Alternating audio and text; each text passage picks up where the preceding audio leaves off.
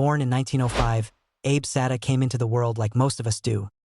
Confused, unwanted by fate, and stuck in a family where drama was the main course. Middle-class upbringing?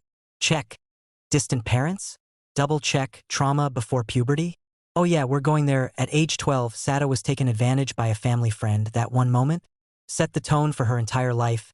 Now, imagine growing up in a country that tells you to be obedient, pure, and silent, but then gives you no tools to deal with pain, trauma, or emotional emptiness. Welcome to Taishura, Japan. She wasn't rebellious out of malice. She was rebellious because normal life felt like a cage, so instead of marrying some guy her parents picked out, she chose the only path open to independent women at the time. Becoming an entertainer, not a pop star, not a model, nope. We're talking geisha culture, or more accurately, the darker side of it. Geisha is not equal to prostitute, but Sada? She drifted into the gray zone, the world of casual entertainment, which, in real terms, meant she was selling intimacy without calling it action, which sounds poetic until you realize how brutal that life actually was. These women were expected to flirt, charm, and emotionally satisfy clients, all while pretending they weren't breaking inside. Talk about emotional labor. And Sada? She did it better than most. Smart, charismatic, intense, the kind of girl who could make a man feel like he was the only person in the room, even when she was charging him for it. But here's the weird part. She didn't do it for money. She did it for connection. She wanted to feel seen. And that, my friends, is when things get dangerous. Sada wasn't chasing fame, she was chasing meaning. She moved between jobs, cities, men, always searching for something, not just love, something deeper, validation, control, proof that she mattered. Meanwhile, Japan was having its own identity crisis. Western fashion. In jazz clubs? Packed, women wearing pants? Kinda controversial, but hey, progress, but underneath the shiny surface. Same old rules, marriage, obedience, silence. And Sada? She hated every second of it. Then came Kichizo Ishida, restaurant owner, charming AF and married AF. Of course he caught her eye.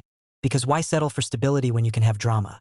Right? They started seeing each other a lot, in hotels, days-long sessions of passion, affection, and emotional dependency. They weren't just sleeping together, they were drowning in each other. And for Sada, that was the problem, because once you fall that hard, there's nowhere left to go but down. Let's not sugarcoat it. Sada was obsessed. Not in the I miss you way, more like the I need you to exist or I won't know who I am anymore kind of obsession. Her past trauma, still lurking, her fragile sense of self, shattered, her ability to cope with abandonment, non-existent. So what does she do? She starts carrying a knife, and not for sushi. At some point, they even played around with asphyxiation during sex, like literally choking each other for kicks. Was it consensual? Sure. Was it healthy? Nope. But for Sada, it was proof that she could control him, proof that he trusted her, proof that they were connected, body, soul, and maybe even death, until he said he was leaving.